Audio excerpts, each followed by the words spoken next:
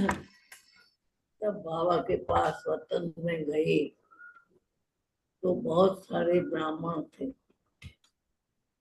परंतु बाबा ने कहा कि ब्राह्मण तो बहुत है, परंतु मतें सबकी अलग अलग है। तुम सब मतों की मत एक होनी चाहिए। वो कौन सी मत है? वो है श्रीमत। लेकिन कई बच्चे श्रीमत पे चलते हैं, कई बच्चे परमत पर चलते हैं, कई बच्चे मनमत पर चलते हैं। तो बाबा ने कहा कि जब बाप एक है, पढ़ाई एक है, सतगुरु एक है, तो तुम्हारी मत भी एक होनी चाहिए। इसकी कमी है बच्चों में कि हर एक की अपनी अपनी मत है। तो बाबा ने कहा इस कम को पूरा करो, सदा हमको श्रीमत पे चलना है।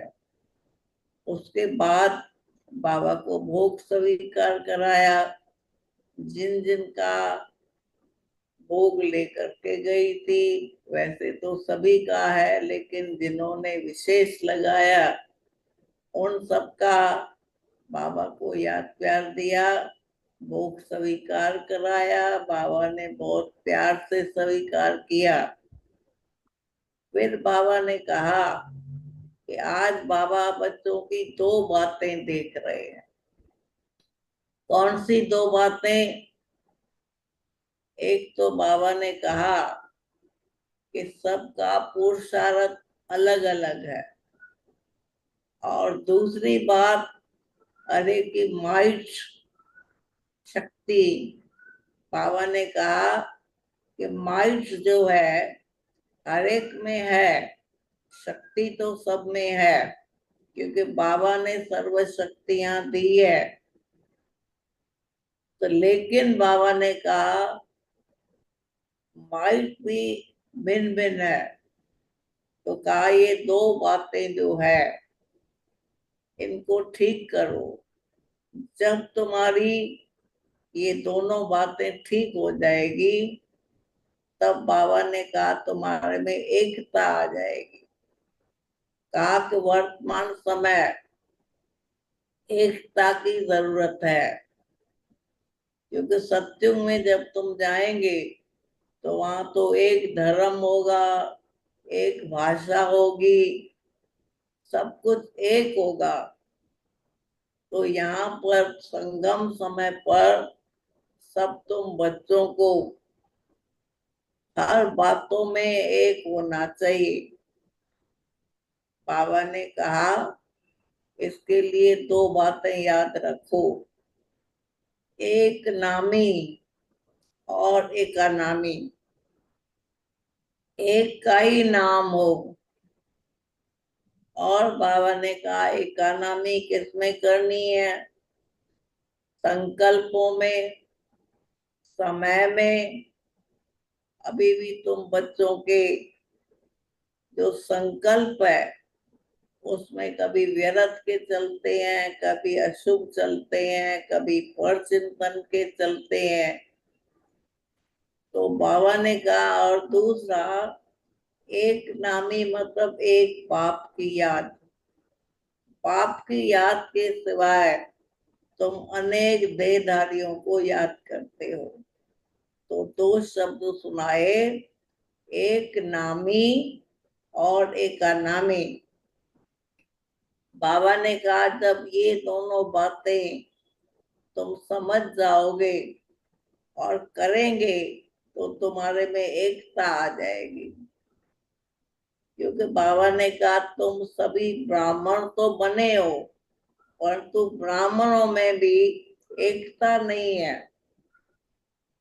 क्योंकि हर एक के अपने विचार, अपने संस्कार, अपने स्वभाव। तो जब तुम्हारी एकता होगी तभी एक राज्य की स्थापना होगी। तो बाबा ने कहा कि इस समय तुमको यही पुरुषार्थ करना चाहिए कि मुझे एक नामी बनना है, और दूसरा मुझे अपने जो व्यर्थ संकल्प है या पर चिंतन है या साधारण संकल्प है, उन पर हमको ध्यान देना है।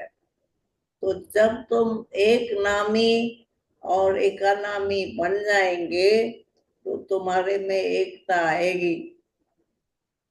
बाबा ने कहा, पढ़ाने वाला एक बाप तुमको इतनी ऊंची पढ़ाई पढ़ाते हैं, और इतनी ऊंची पढ़ाई पढ़ने के बाद भी तुम बच्चों में अनेकता बहुत है। कोई कुछ कहता है, कोई कुछ कहता है। तो बाबा ने कहा, जब उसके अंदर एकता आएगी तब तुम्हारा एक राज स्थापन हो जाएगा।